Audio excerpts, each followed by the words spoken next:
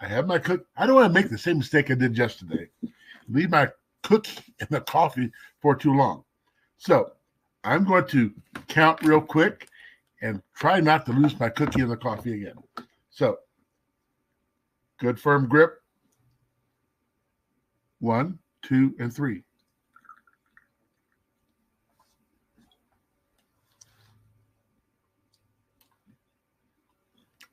Almost overdone, but good.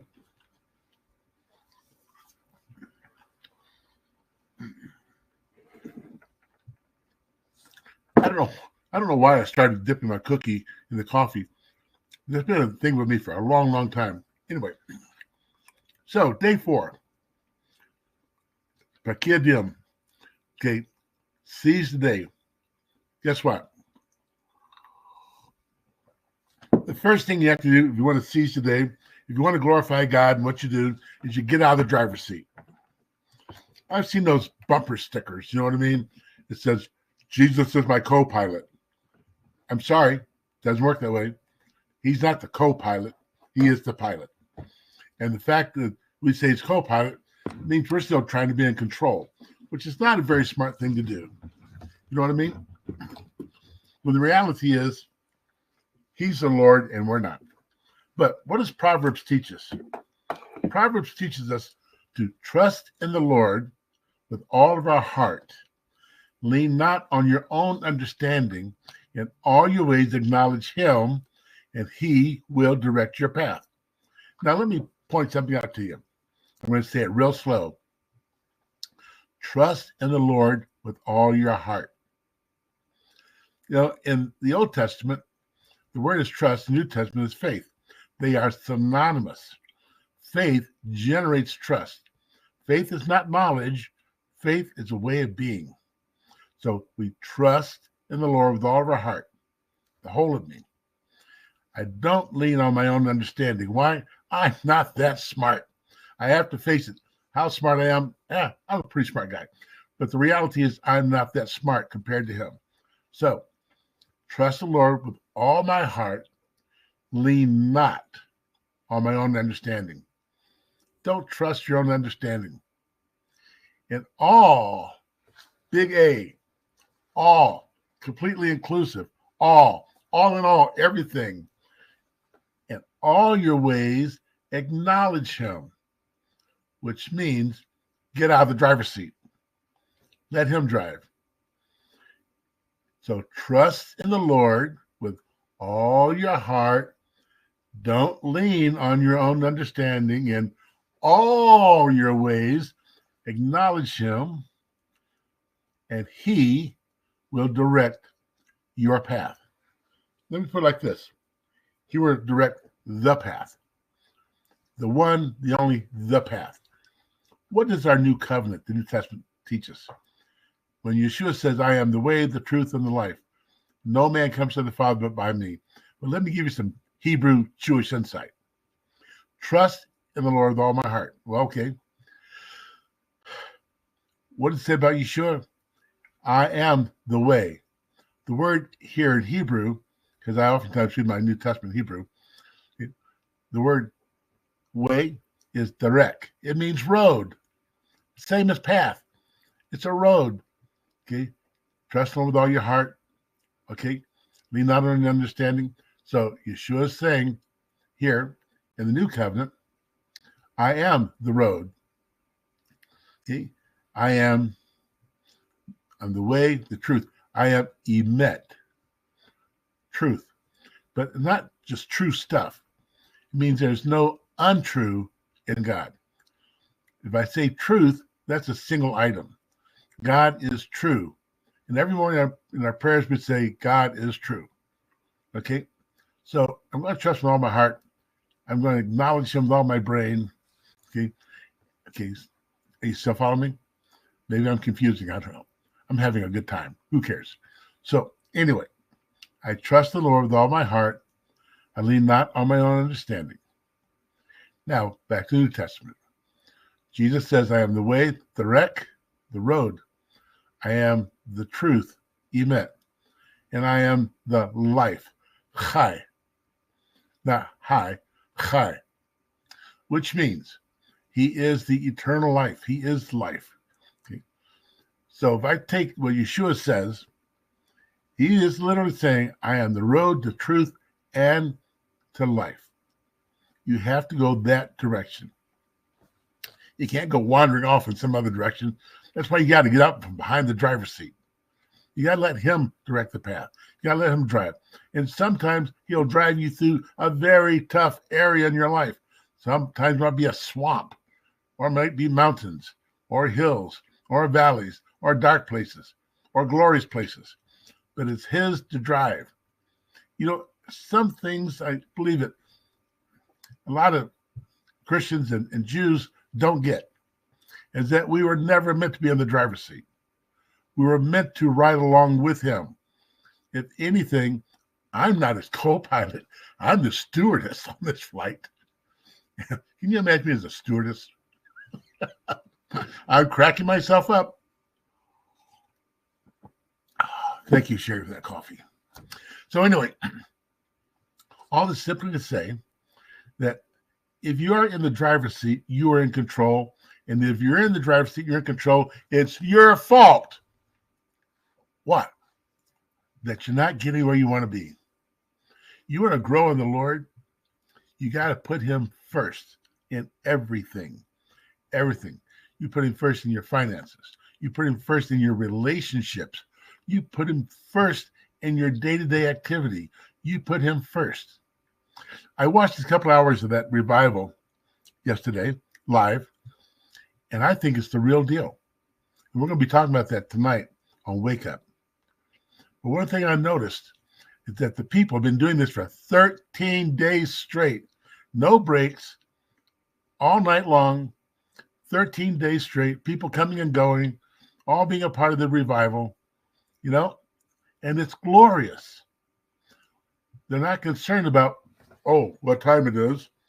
These are students. They don't care about the classes they're taking that they paid for. They wanted and preferred to be in the presence of God. How cool is that? But more on that tonight. I don't want to wreck it. I don't want to give it all away because you're going to see some of the revival tonight. So, nevertheless, here's what I understand. Here's what I know. I know that every time I get in the driver's seat, there's going to be a mess. It's like driving through Pueblo. You take your chances. You know the worst place to drive in America? Nashville. I've been to LA. I've been to Hollywood. I've been to Detroit. I've been to Chicago. I've been all over the country, but there's no place crazier than Nashville. I got a sister that lives outside Nashville, and there's a reason she doesn't live in Nashville. You know, it's just a nutty place. You know, take your life in your hands when you go there. But you're supposed to be in the driver's seat once again. So, if you are willing, you can do something rather interesting today. Let me see if I can pull it over here.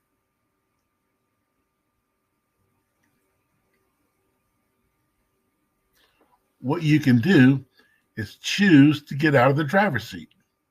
And if you would, on that box, you know, the little side box, the comment box, if you would, put in, I am co-pilot. Or no, it's something better. It's got to be better. See, I'm the passenger. How's that? I'm the passenger. Okay, this is flight 777, and this is your stewardess, Rabbi Michael. Buckle up. It's going to be a wonderful ride. So anyway, put in the sidebar, I'm a stewardess. Why a stewardess? Because our work isn't done. You know, we're just not going to sit there in the chair and let everybody else do the work. Nope. Carpe Diem, we're going to seize the day by getting out of the pilot seat and becoming a stewardess. You know, I'm a rabbi. You know what that means? I'm the first sheep of the flock, but I'm still a sheep. You know what I mean? And like you, I follow the shepherd. When we follow the shepherd, he leads us in paths of righteousness for his name's sake. He leads us beside the still waters so we can drink, and green pastures so we can rest. But he has to lead which means I have to follow. Oh. And I think a lot of times, especially American religion, maybe Jewish or Christian or otherwise, we are so stinking independent that we refuse to follow. It's like the fast food industry. You know, fast food industry in most places paying between 17 and 20 bucks an hour. Why? Because they have to hire people who do the work. And normally it is older people. Older people. Why? Because a lot of young people, they don't want to do anything that's beneath them. I got news for you. If it's beneath Jesus, that's where I want to be. I want to be his servant. So, put in that side box, I'm the stewardess. I guess you could say, guys, you're a steward if it makes you feel okay. I don't care, as long as I'm working for him. Carpe Diem, how am I going to seize today? By letting go of it in some cases. Yes, I'm going to do my prayers. Yes, I'm going to do my Bible study. And yes, I'm going to tune in to Wake Up tonight at 6 o'clock right here on this channel. Oh, it's going to be a good one. So, nevertheless, here we are, wanting to seize today, and the first thing you hear is let go. You see, if we paid attention all week long, we would learn a little bit about Carpe Diem. It means seize today, not to let it slide by you, not to let it just melt into the day before, the day after. You know, it means today is the day the Lord has made. We shall rejoice and be glad in it. It says that his mercies are renewed daily. I'm not going to skate on yesterday's grace. I got enough grace for today. And grace, by the way, is not grease where you slide. Now, grace is the ability to do things, to walk before the Lord, to have boldness in sharing him, having boldness and courage to do what is right, and to face the evil head on. You know, I don't like getting in scraps. Well, I can't say that for real. Sometimes I really do. But I'm a person who's not willing to back down or run away. Now, if I am wrong, that's another story. If you are too big to backpedal, you're too small to lead. If you can't recognize the flaw when it's pointed out, you're too small to lead. And by the way, whom the Lord loves, he corrects. So some of this Carpe Diem, season of the day, is permitting him to correct us when we're wrong. But back to the real topic for today is get out of the driver's seat. With that said and understood, let me tell you that you can do things that God would require of you and ask of you. Now, I'm only his servant. I'm not God, but I'm asking a favor that you hit the like button and that you hit the share button and that you hit the follow button or the subscribe button, whichever platform you're on. And if you would, it wouldn't hurt if you hit the other button and send $5. All right? So, all this simply to say, Carpe Diem, you who are believers, seize the day, let God own it, and join us tonight at 6:30 for Wake Up. So may God bless you, keep you, and cause his face to shine upon you.